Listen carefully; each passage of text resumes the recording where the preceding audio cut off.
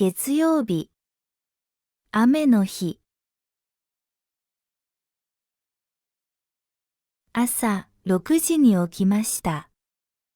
窓の外を見ると、空がとても暗く、雨が強く降っていました。風も吹いていて、木が大きく揺れていました。地面には水たまりがたくさんできていて、道も濡れていました。朝ごはんの時間になったので、台所へ行きました。冷蔵庫から牛乳を出してトーストを焼きました。ゆで卵も作ってお皿に乗せてテーブルで食べました。食べ終わった後、食器を洗って台所をきれいに拭きました。その日は学校も会社もお休みでした。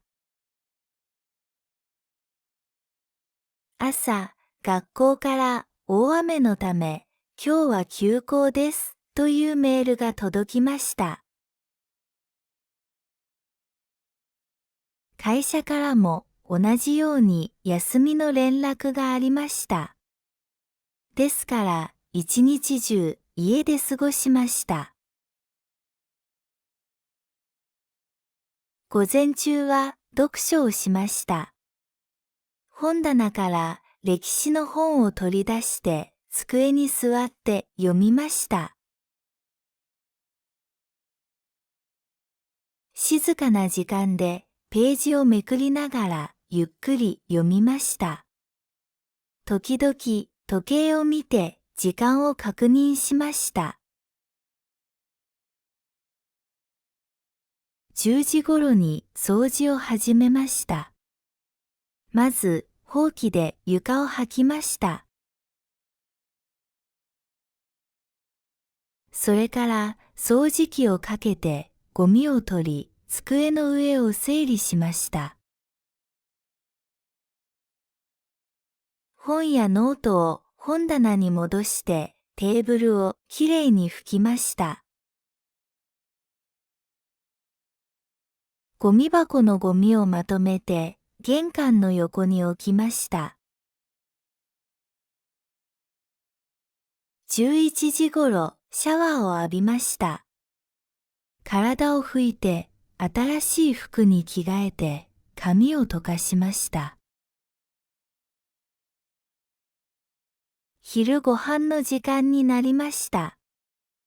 冷蔵庫から野菜とご飯を出してフライパンで野菜を炒めました。卵を入れてチャーハンを作り、お皿に乗せて食べました。食事の後にはお茶を飲みました。午後はパソコンを使いました。メールを確認したり、スケジュールを見たりしました。次の日の予定をノートに書いて勉強の時間を作るためにタイマーをセットしました。その後、勉強をしました。教科書を開いてノートに英語の文法を書きました。文を作る練習もしました。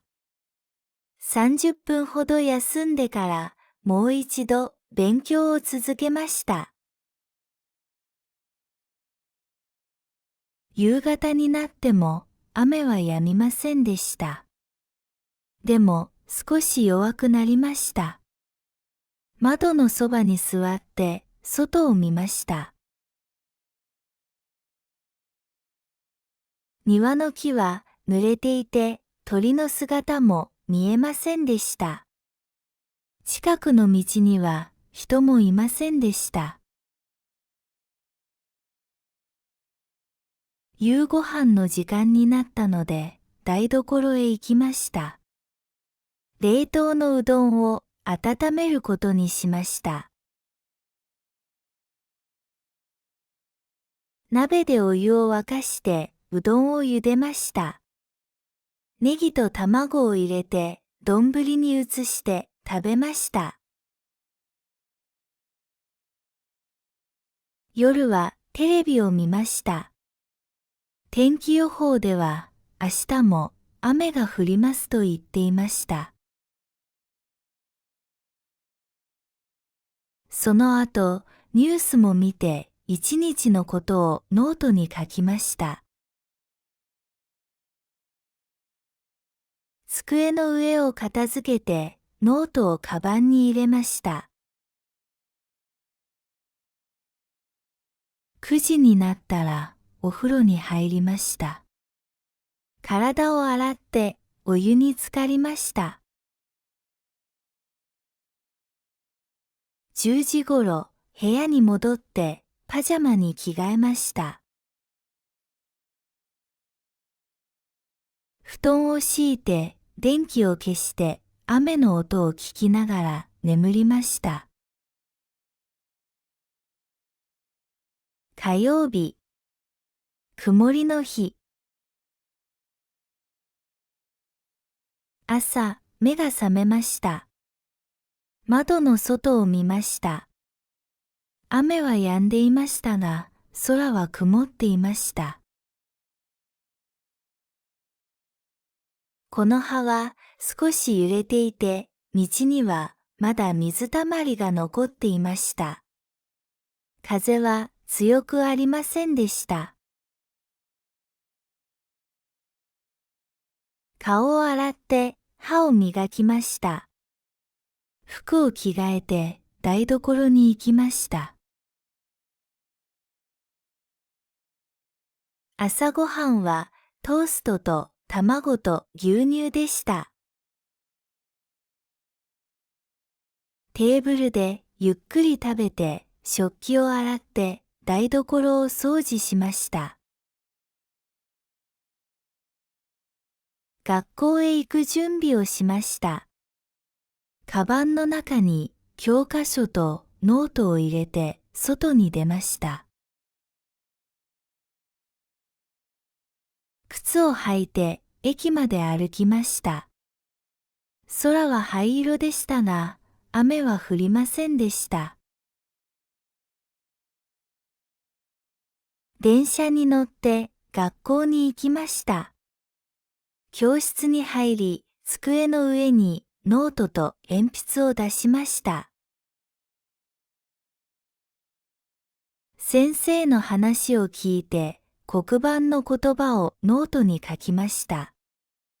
国語や数学、英語の勉強をしました。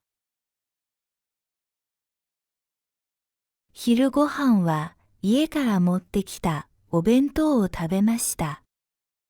ご飯、卵焼き、唐揚げ、野菜が入っていました。食べた後はゴミを片付けて机を拭きました。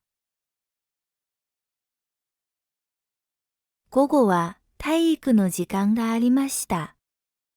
体育館で運動をしました。ランニングをしてボールを使ったゲームもしました。その後、音楽の時間がありました。リズムの練習をして先生のピアノを聴きました。学校が終わってまた電車に乗って家に帰りました。家に着いたら手を洗って制服を脱いで部屋を片付けました。少し休んでから机に座って宿題をしました。国語と英語のプリントをしてノートに練習を書きました。夕ごはんは焼き魚とご飯、味噌汁でした。家族と一緒に食べて楽しい時間を過ごしました。食べた後、食器を台所に持って行って洗いました。夜は少し本を読みました。曇りの空が窓から見えました。外は静かで、風もあまりありませんでした。パジャマに着替えて、布団を敷いて目をつむりました。水曜日。涼しい日。水曜日の朝、外の空気は涼しくて気持ちよかったです。空は青くて少しだけ雲がありました。雨の後で空気がきれいでした。道の水もほとんど乾いていて、この葉もよく光っていました。いつものように顔を洗って歯を磨きました。服を着て朝ごはんを食べました。朝ごはんはご飯と味噌汁と焼いた鮭でした。美味しく食べて、あと片付けをしました。学校に行く準備をして家を出ました。カバンの中に教科書とノート、ペンケースを入れました。駅まで歩く道は人が多くて子供たちの声も聞こえました。空はまだ涼しく、風が優しく吹いていました。電車に乗って学校へ行きました。電車の中では本を読みました。学校に着くと友達と一緒に教室に入りました。先生が来て授業が始まりました。この日は英語、数学、理科の授業がありました。先生の話をよく聞いてノートに大事なことを書きました。理科の時間にはプリントを使って勉強しました。昼休みはお弁当を食べました。おにぎりと卵焼きと野菜が入っていました。食べ終わった後、教室の中を少し片付けました。昼休みの間、外を見ていたら鳥が飛んでいるのが見えました。午後の授業は図工と社会でした。図工の時間には紙と色鉛筆で絵を描きました。山と川の風景を描きました。社会の授業では地図を見て日本の違う町のことを勉強しました。放課後は少し掃除をしてから家に帰りました。家に帰ってからは服を脱いで片付けをしました。手を洗って少しだけテレビを見ました。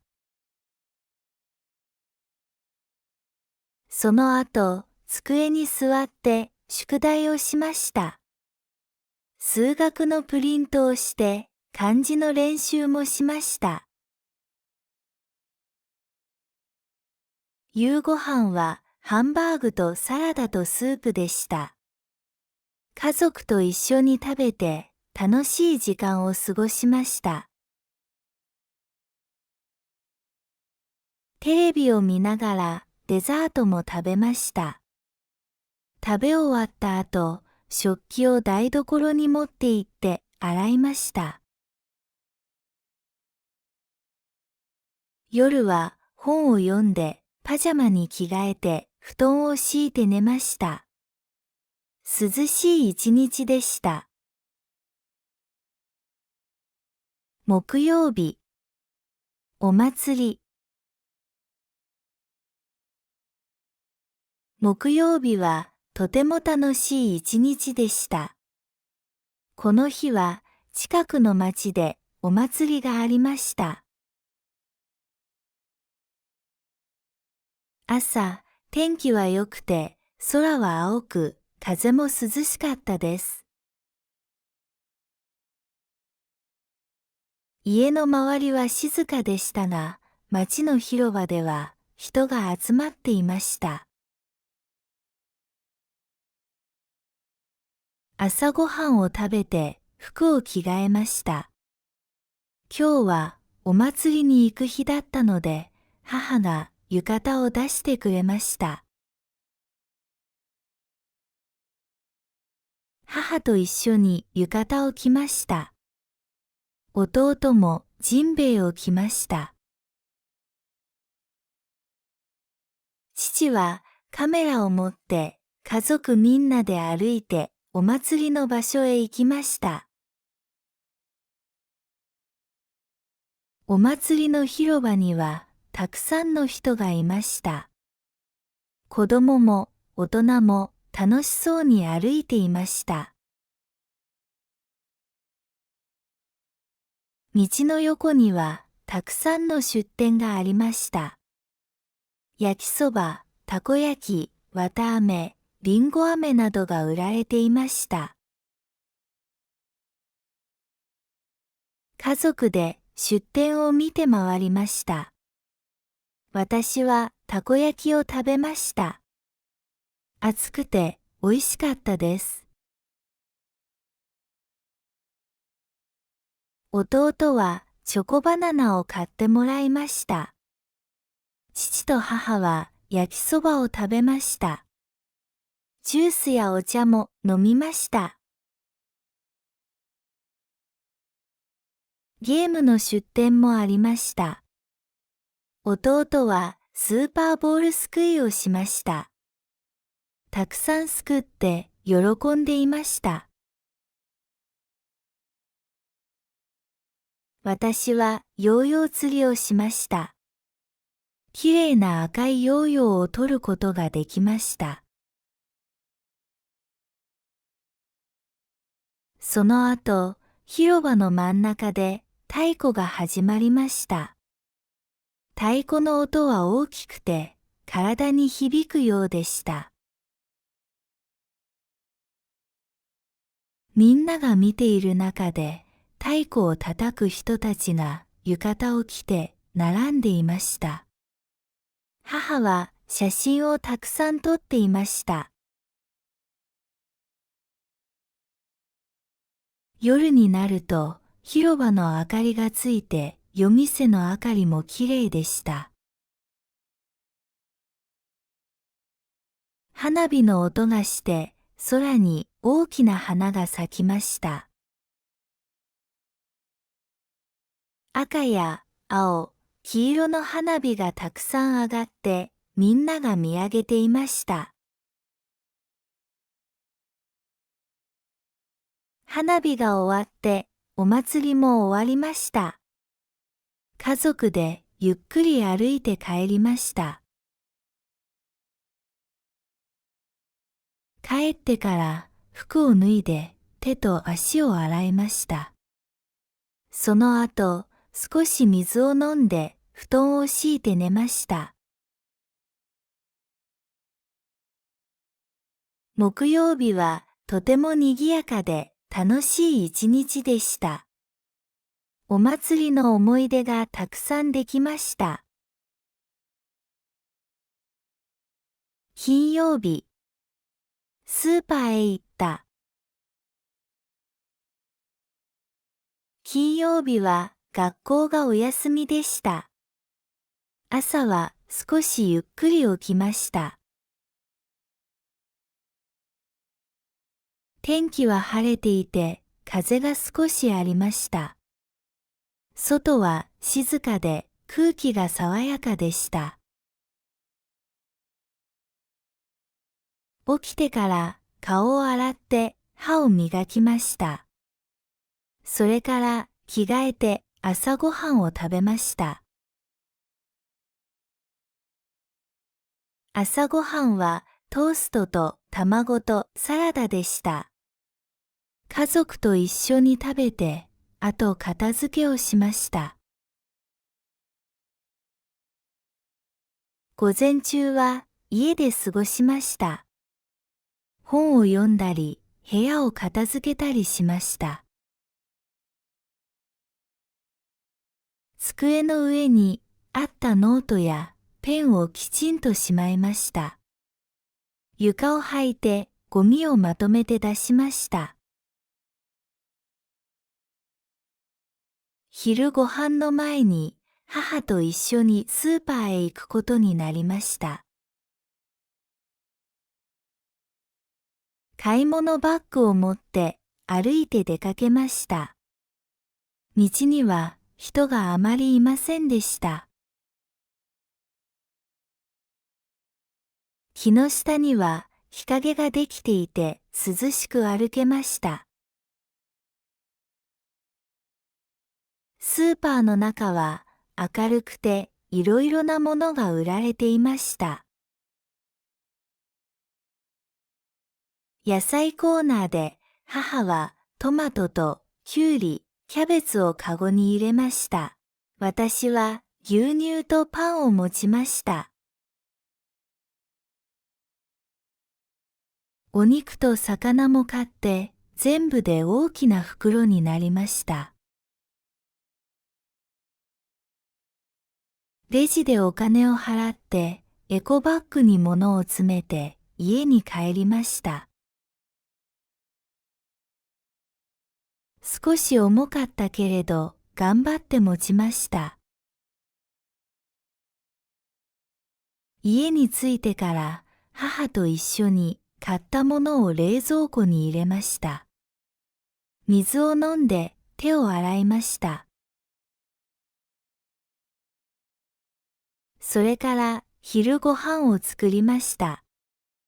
昼ご飯はサンドイッチとスープでした。母と食べて、後で食器を洗いました。午後はのんびり過ごしました。テレビを見たり、絵を描いたり、本を読んだりしました。弟はゲームをしていました。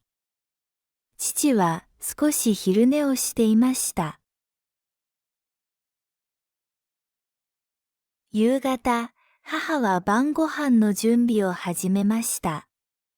私はテーブルを拭いて、箸と皿を並べました。晩ご飯はカレーライスとサラダでした。カレーの匂いがとても良くて美味しかったです。夜は家族でテレビを見て少しおしゃべりをしました。その後、お風呂に入ってパジャマに着替えて布団を敷いて寝ました。金曜日はゆっくり過ごしてスーパーで買い物もできて気持ちのいい一日でした。土曜日、おばあさんとおじいさんの家を訪ねた日。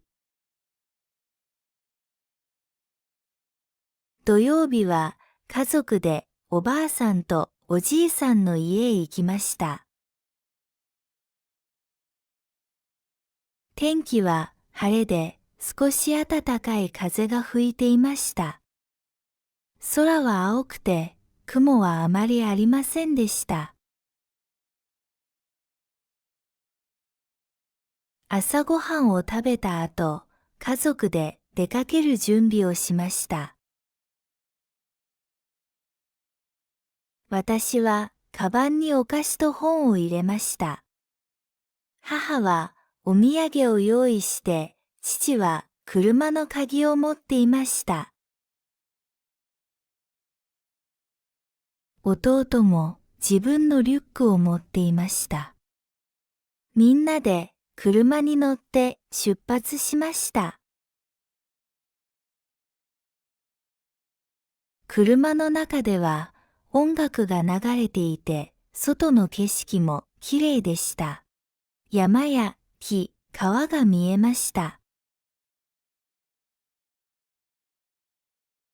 家からおばあさんの家まで少し時間がかかりました。でも、道は空いていてすぐに着きました。おばあさんの家に着くと、おばあさんとおじいさんが出てきて、私たちを迎えてくれました。家の前には花が咲いていて、とてもきれいでした。おばあさんの家は大きくて庭もありました。家の中に入って手を洗ってからみんなでお茶を飲みました。おばあさんは甘いお菓子を出してくれました。お菓子は自分で作ったそうです。とても美味しかったです。弟はジュースを飲んで嬉しそうでした。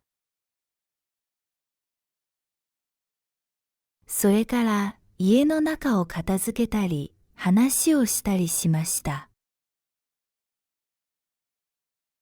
母とおばあさんは料理のことを話していて、父とおじいさんはニュースについて話していました。私はおばあさんの猫と遊びました。猫は白くて目が大きかったです。昼ご飯はおばあさんが作った手作りの料理でした。野菜の煮物、ご飯、味噌汁、魚の焼き物がありました。とても優しい味でした。みんなでテーブルを囲んで食べて楽しい時間でした。昼ご飯の後、みんなで庭に出ました。庭には花がたくさんありました。私は花の名前を聞いてメモしました。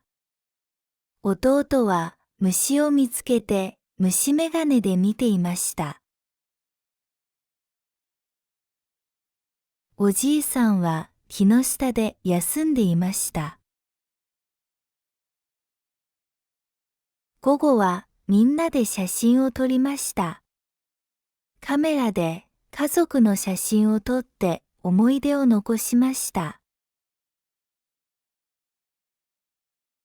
おばあさんもおじいさんも嬉しそうでした。夕方になったので、私たちはまたねと言って家に帰りました。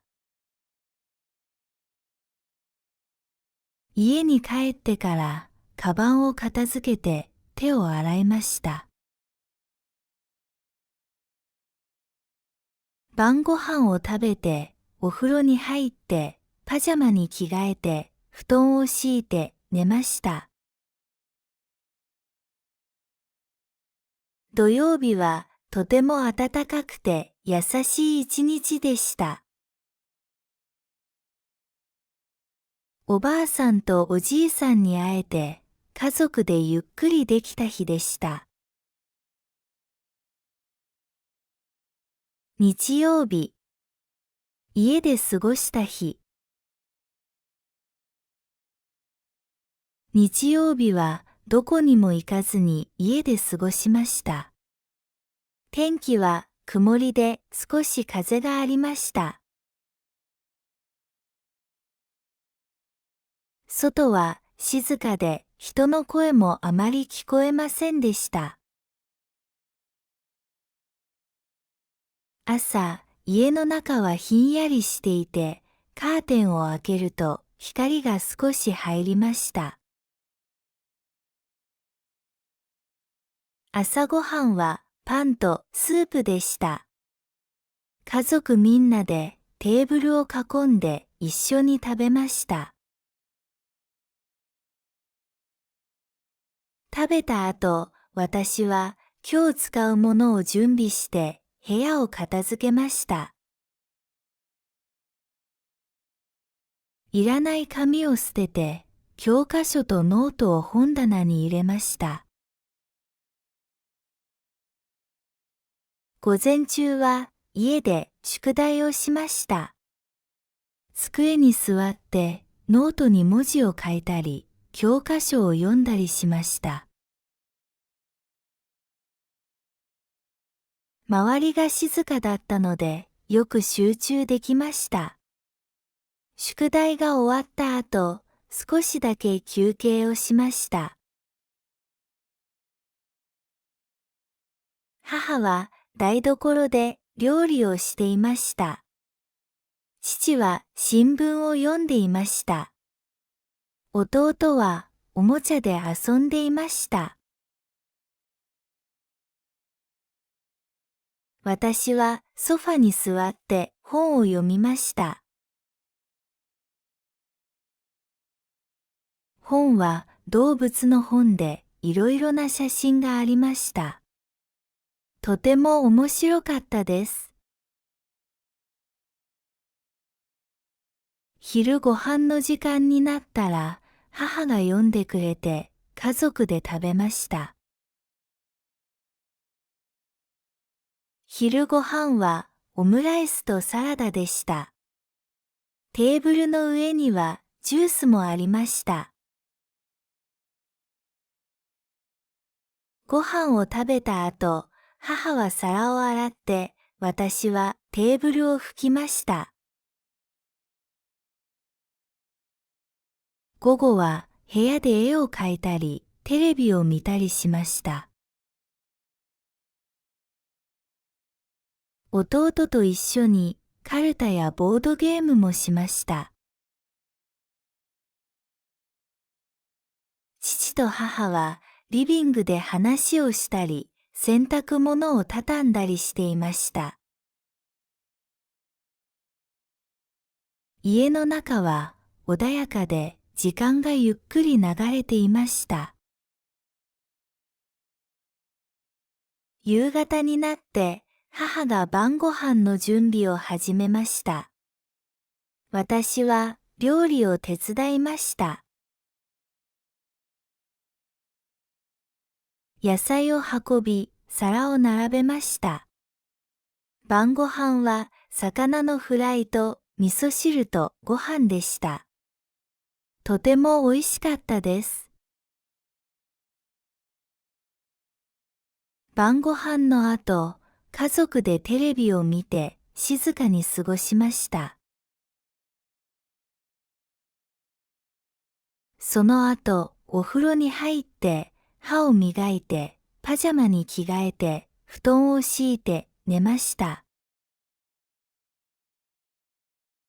日曜日はどこにも行かなかったけれど、家の中で家族と一緒に過ごすことができて、良い一日になりました。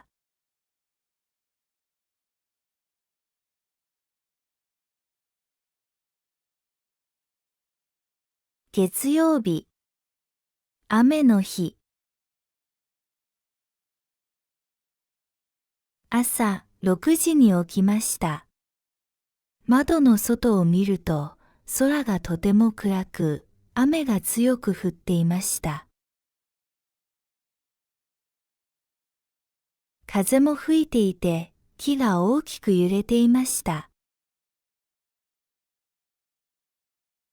地面には水たまりがたくさんできていて、道も濡れていました。朝ごはんの時間になったので、台所へ行きました。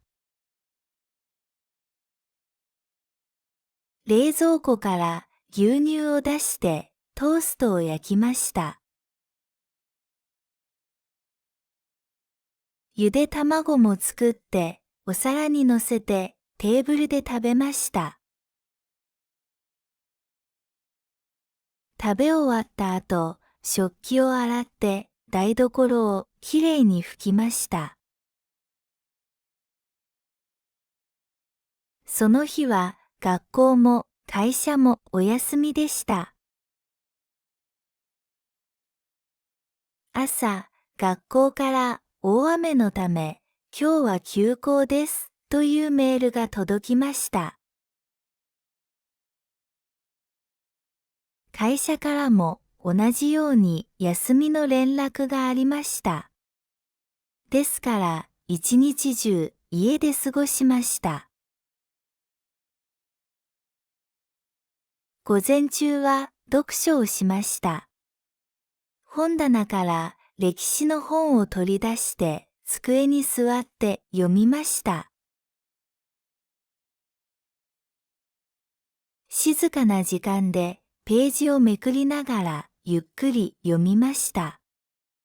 時々時計を見て時間を確認しました。10時頃に掃除を始めました。まず、ほうきで床を掃きました。それから掃除機をかけてゴミを取り、机の上を整理しました。本やノートを本棚に戻してテーブルをきれいに拭きました。ゴミ箱のゴミをまとめて玄関の横に置きました。11時頃シャワーを浴びました。体を拭いて新しい服に着替えて髪を溶かしました。昼ご飯の時間になりました。冷蔵庫から野菜とご飯を出してフライパンで野菜を炒めました。卵を入れてチャーハンを作り、お皿に乗せて食べました。食事の後にはお茶を飲みました。午後はパソコンを使いました。メールを確認したり、スケジュールを見たりしました。次の日の予定をノートに書いて勉強の時間を作るためにタイマーをセットしました。その後、勉強をしました。教科書を開いてノートに英語の文法を書きました。文を作る練習もしました。30分ほど休んでからもう一度勉強を続けました。夕方になっても雨は止みませんでした。でも少し弱くなりました。窓のそばに座って外を見ました。庭の木は濡れていて鳥の姿も見えませんでした。近くの道には人もいませんでした。夕ご飯の時間になったので台所へ行きました。冷凍のうどんを温めることにしました。鍋でお湯を沸かしてうどんを茹でました。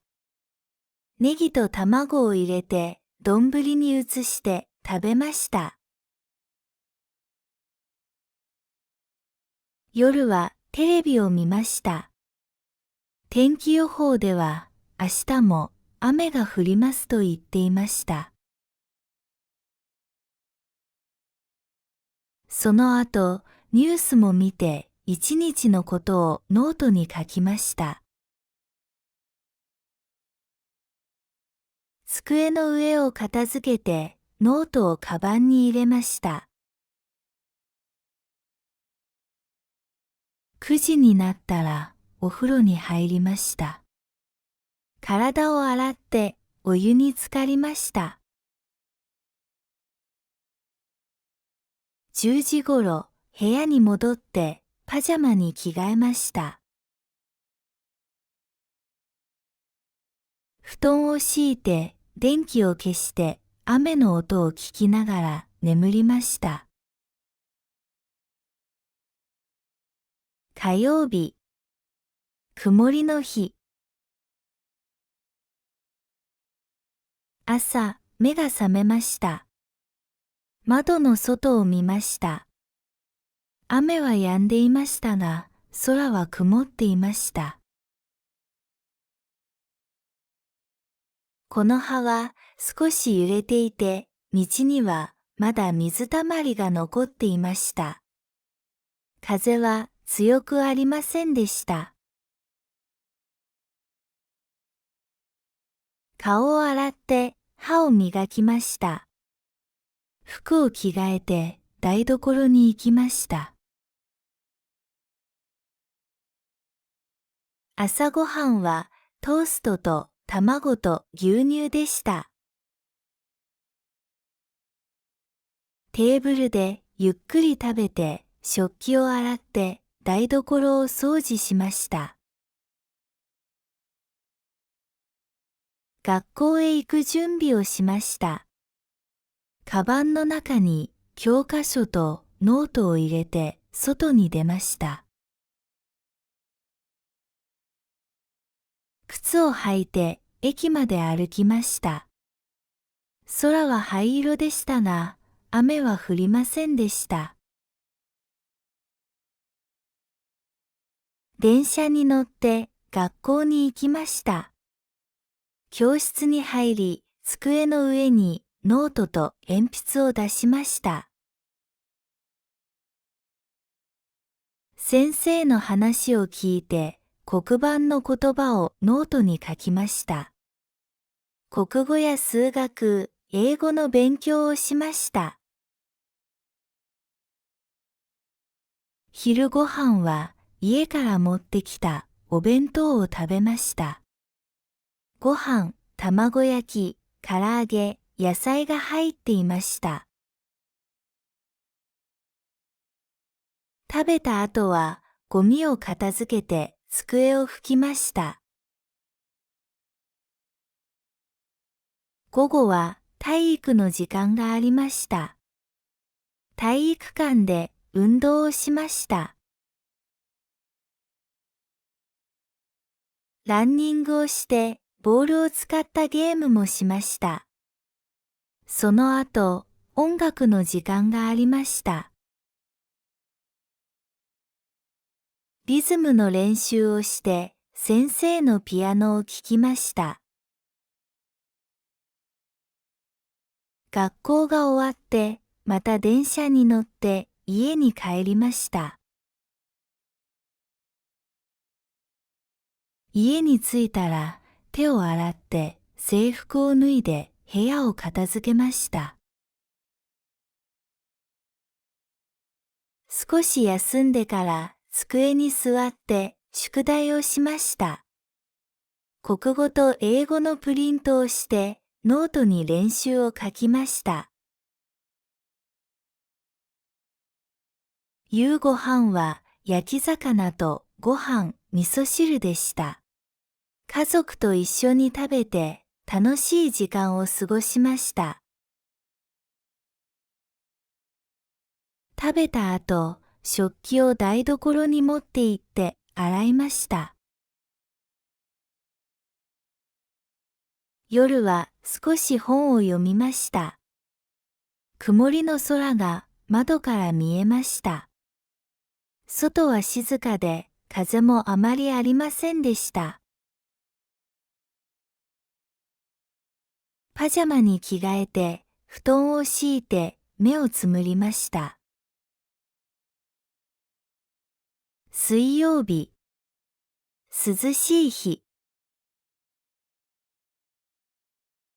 水曜日の朝、外の空気は涼しくて気持ちよかったです。空は青くて少しだけ雲がありました。雨の後で空気がきれいでした。道の水もほとんど乾いていて、この葉もよく光っていました。いつものように顔を洗って歯を磨きました。服を着て朝ごはんを食べました。朝ごはんはご飯と味噌汁と焼いた鮭でした。美味しく食べて、あと片付けをしました。学校に行く準備をして家を出ました。カバンの中に教科書とノート、ペンケースを入れました。駅まで歩く道は人が多くて子供たちの声も聞こえました。空はまだ涼しく、風が優しく吹いていました。電車に乗って学校へ行きました。電車の中では本を読みました。学校に着くと友達と一緒に教室に入りました。先生が来て授業が始まりました。この日は英語、数学、理科の授業がありました。先生の話をよく聞いてノートに大事なことを書きました。理科の時間にはプリントを使って勉強しました。昼休みはお弁当を食べました。おにぎりと卵焼きと野菜が入っていました。食べ終わった後、教室の中を少し片付けました。昼休みの間、外を見ていたら鳥が飛んでいるのが見えました。午後の授業は図工と社会でした。図工の時間には紙と色鉛筆で絵を描きました。山と川の風景を描きました。社会の授業では地図を見て日本の違う町のことを勉強しました。放課後は少し掃除をしてから家に帰りました。家に帰ってからは服を脱いで片付けをしました。手を洗って少しだけテレビを見ました。その後、机に座って宿題をしました。数学のプリントをして漢字の練習もしました。夕ごはんはハンバーグとサラダとスープでした。家族と一緒に食べて楽しい時間を過ごしました。テレビを見ながらデザートも食べました。食べ終わった後、食器を台所に持って行って洗いました。夜は本を読んでパジャマに着替えて布団を敷いて寝ました。涼しい一日でした。木曜日、お祭り。木曜日はとても楽しい一日でした。この日は近くの町でお祭りがありました。朝、天気は良くて、空は青く、風も涼しかったです。家の周りは静かでしたが、町の広場では人が集まっていました。朝ごはんを食べて服を着替えました。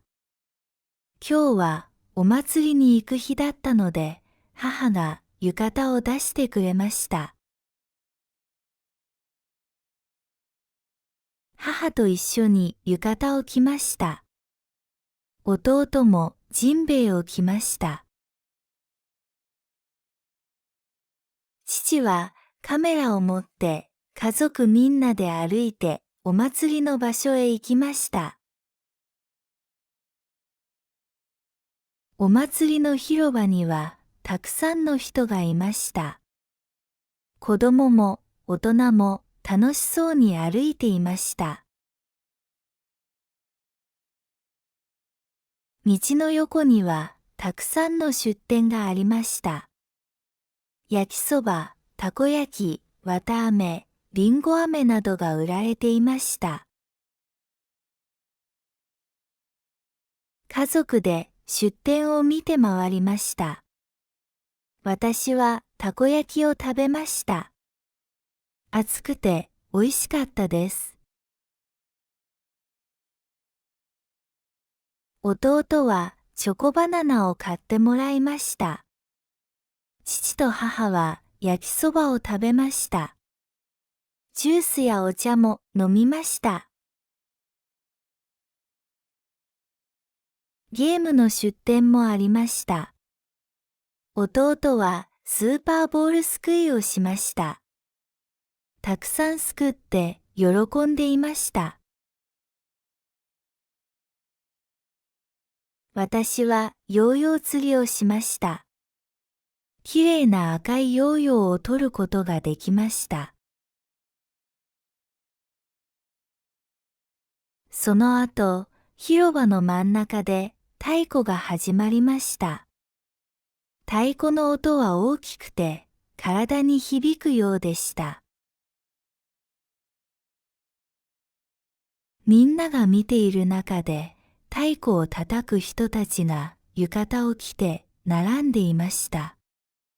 母は写真をたくさん撮っていました。夜になると広場の明かりがついて夜店の明かりもきれいでした。花火の音がして空に大きな花が咲きました。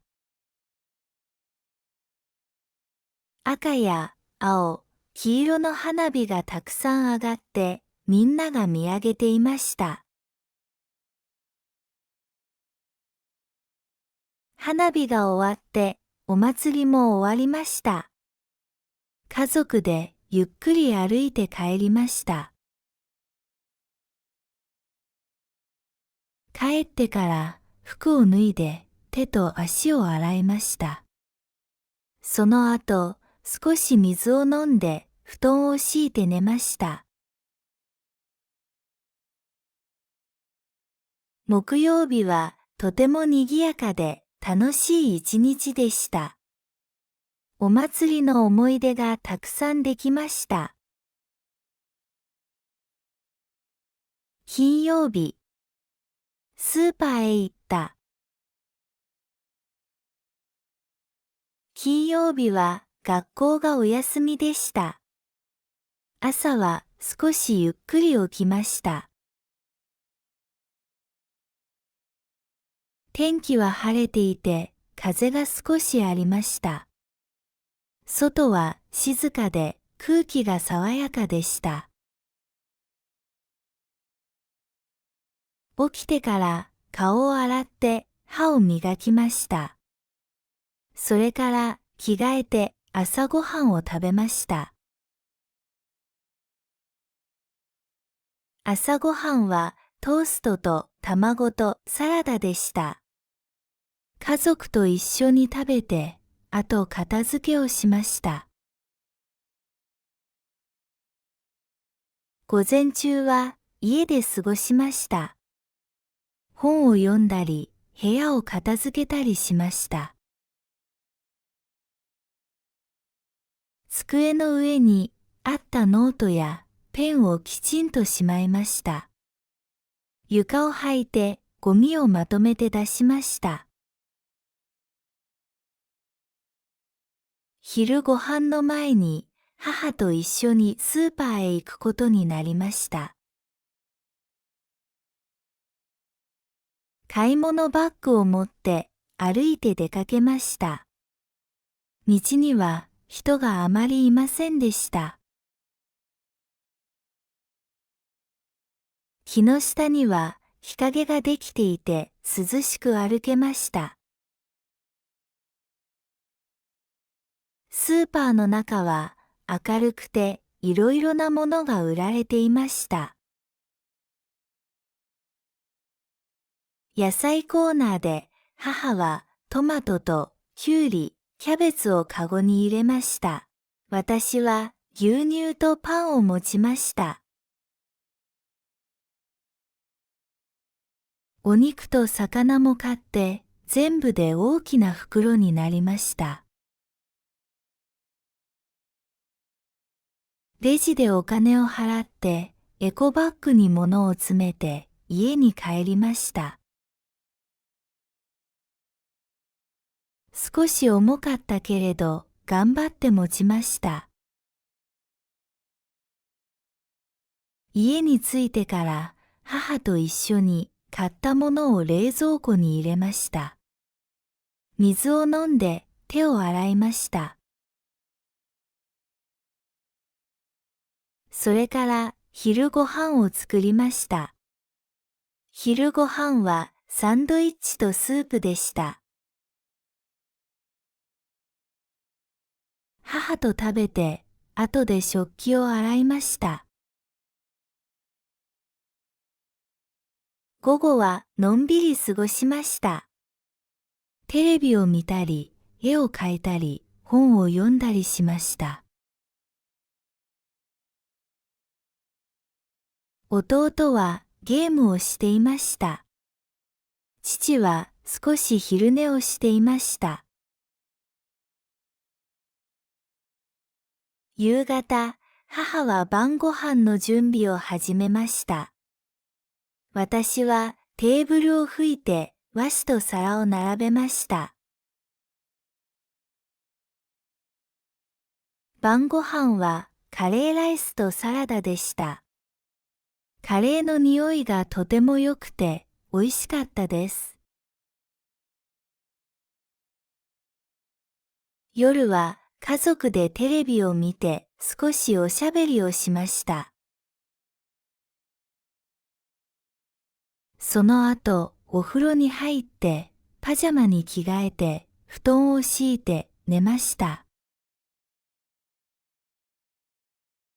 金曜日はゆっくり過ごしてスーパーで買い物もできて気持ちのいい一日でした。土曜日、おばあさんとおじいさんの家を訪ねた日。土曜日は家族でおばあさんとおじいさんの家へ行きました。天気は晴れで少し暖かい風が吹いていました。空は青くて雲はあまりありませんでした。朝ごはんを食べた後、家族で出かける準備をしました。私はカバンにお菓子と本を入れました。母はお土産を用意して、父は車の鍵を持っていました。弟も自分のリュックを持っていました。みんなで車に乗って出発しました。車の中では音楽が流れていて、外の景色もきれいでした。山や木、川が見えました。家からおばあさんの家まで少し時間がかかりました。でも、道は空いていてすぐに着きました。おばあさんの家に着くと、おばあさんとおじいさんが出てきて、私たちを迎えてくれました。家の前には花が咲いていて、とてもきれいでした。おばあさんの家は大きくて庭もありました。家の中に入って手を洗ってからみんなでお茶を飲みました。おばあさんは甘いお菓子を出してくれました。お菓子は自分で作ったそうです。とても美味しかったです。弟はジュースを飲んで嬉しそうでした。それから家の中を片付けたり話をしたりしました。母とおばあさんは料理のことを話していて、父とおじいさんはニュースについて話していました。私はおばあさんの猫と遊びました。猫は白くて目が大きかったです。昼ご飯はおばあさんが作った手作りの料理でした。野菜の煮物、ご飯、味噌汁、魚の焼き物がありました。とても優しい味でした。みんなでテーブルを囲んで食べて楽しい時間でした。昼ご飯の後、みんなで庭に出ました。庭には花がたくさんありました。私は花の名前を聞いてメモしました。弟は虫を見つけて虫眼鏡で見ていました。おじいさんは木の下で休んでいました。午後はみんなで写真を撮りました。カメラで家族の写真を撮って思い出を残しました。おばあさんもおじいさんも嬉しそうでした。夕方になったので、私たちはまたねと言って家に帰りました。家に帰ってから、カバンを片付けて手を洗いました。晩ご飯を食べて、お風呂に入って、パジャマに着替えて、布団を敷いて寝ました。土曜日はとても暖かくて優しい一日でした。おばあさんとおじいさんに会えて、家族でゆっくりできた日でした。日曜日、家で過ごした日。日曜日はどこにも行かずに家で過ごしました。天気は曇りで少し風がありました。外は静かで人の声もあまり聞こえませんでした。朝、家の中はひんやりしていて、カーテンを開けると光が少し入りました。朝ごはんはパンとスープでした。家族みんなでテーブルを囲んで一緒に食べました。食べた後、私は今日使うものを準備して部屋を片付けました。いらない紙を捨てて、教科書とノートを本棚に入れました。午前中は家で宿題をしました。机に座ってノートに文字を書いたり、教科書を読んだりしました。周りが静かだったので、よく集中できました。宿題が終わった後、少しだけ休憩をしました。母は台所で料理をしていました。父は新聞を読んでいました。弟はおもちゃで遊んでいました。私はソファに座って本を読みました。本は動物の本でいろいろな写真がありました。とても面白かったです。昼ご飯の時間になったら、母が読んでくれて家族で食べました。昼ご飯はオムライスとサラダでした。テーブルの上にはジュースもありました。ご飯を食べた後、母は皿を洗って、私はテーブルを拭きました。